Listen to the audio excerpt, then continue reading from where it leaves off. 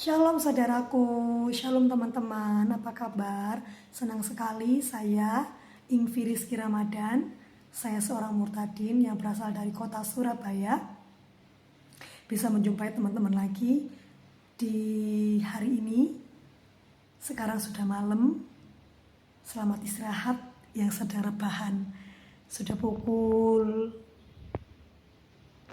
10 malam dan saya baru saja melayani, dimana dari pagi sampai malam gini saya memang biasanya belum tidur sama sekali. Setiap hari saya lakukan kayak gitu, kerja, kuliah, melayani, ngurus anak dan lain sebagainya. Terus di sini nih saya ada kayak gini nih ya, ini apa sih gitu.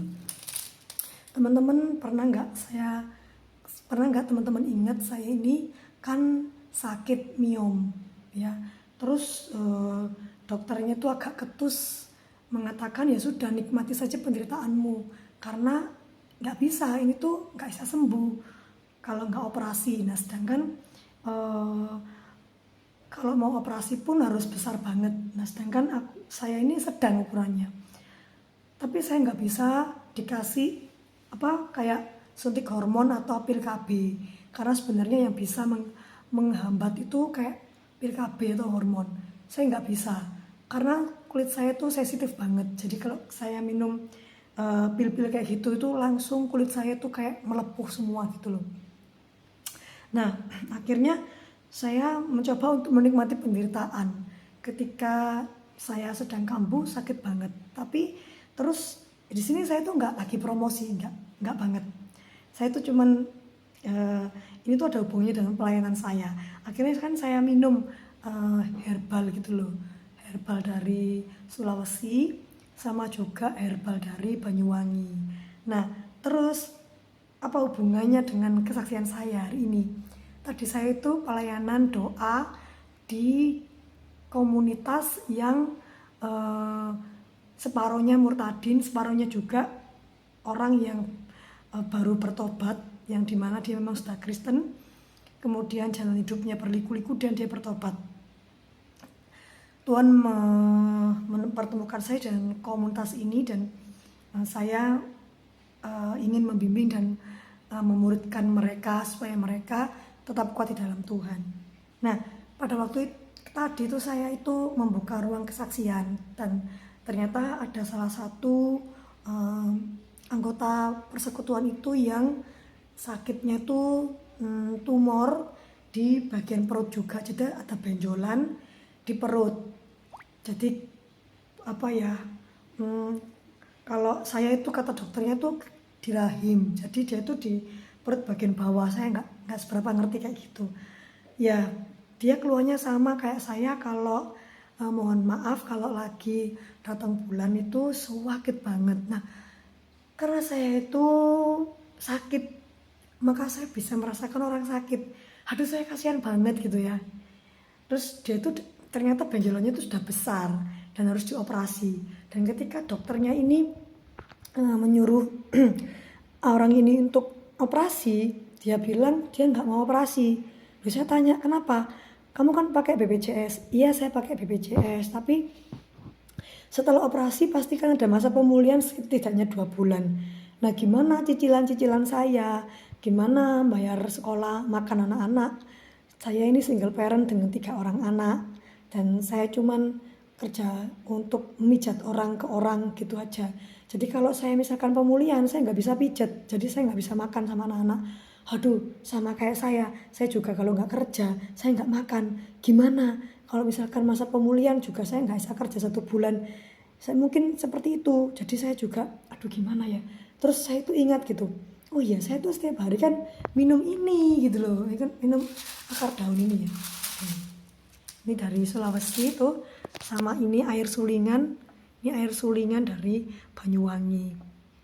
Dan saya bilang gini, gini deh, kita berdoa dalam nama Yesus jika Tuhan mengendaki, ya penyakit kita akan disembuhkan. Saya juga lagi pengobatan.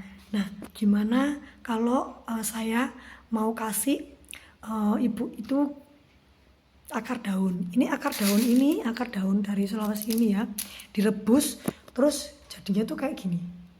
Saya tuh setiap hari minum segini untuk akar daunnya. Dan puji Tuhan itu sudah 2 bulan ini itu saya datang bulan itu tidak merasa kesakitan ya. Saya tuh bersyukur banget karena Tuhan ya memberikan nikmat kepada saya untuk minum herbal seperti ini. Nah, saya itu menawarkan, tapi karena memang ini harganya mahal ya, itu harganya mahal. Menurut saya, sekali lagi menurut saya bilang gini, saya belum bisa belikan orang ini ya, tapi saya akan bagi. Nanti ini saya akan bagi di plastik. Jadi nanti kita akan bagi 2 ini daun supaya saya nanti kalau sudah ada berkat baru saya belikan sendiri untuk ibu itu gitu. Jadi sementara itu saya akan bagi ini akar daunnya itu, juga kemungkinan akan saya bagi juga air sulingannya ini supaya barangkali dia cocok juga, nanti bisa tidak merasakan sakit ya. Saya juga belum periksa ke dokter sih untuk benjolan saya sendiri sudah seberapa kecil, tapi sudah nggak sakit ya, yang penting itu.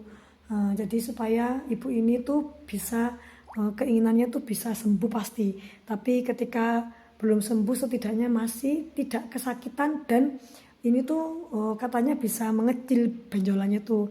Saya sudah tanya sama yang jual ini ya. Jadi itulah kesaksian saya. Di dalam kekurangan kita masih bisa memberikan apa yang kita bisa beri ya, di dalam kelemahan kita masih bisa memberikan penghiburan dan semangat, dan di dalam kesesakan kita juga masih bisa memberikan dukungan dalam doa ya. Tapi jika kalau kita diberkati, kita bisa melayani Tuhan dengan harta kita. Jadi apapun yang kita miliki itu tidak ada alasan untuk tidak memberi ya, karena Tuhan ketika menyuruh Musa untuk melayani, Musa mengatakan aku tidak memiliki apapun, dan Tuhan mengatakan apa yang ada di tanganmu. Musa mengatakan tongkat. Nah, di tongkat itulah ya, dalam tongkat itulah Tuhan memakai Musa untuk memberkati itu lewat tongkat itu, yang membelah lautan, yang memukul batu karang jadi jadi air gitu. Terus juga tongkat pertunas gitu. Jadi Tuhan tidak pernah meminta kita apa yang kita tidak punya, tapi Tuhan ingin kita itu dengan apa adanya kita itu kita bisa memberkati ya. Itulah kisah kesaksian saya di malam hari ini. Terus dukung saya dengan follow, dengan komen, share, like, dan juga tentunya doa buat pelayanan saya. Saya Envy Rizky Ramadan, akan saya berikan foto pelayanan saya untuk ibu-ibu ini ya. Pelayanan kami ingin terus dipakai Tuhan untuk melayani sekalipun banyak tantangan dan godaannya. Demikian kesaksian saya, sampai jumpa lagi. Shalom, God bless you.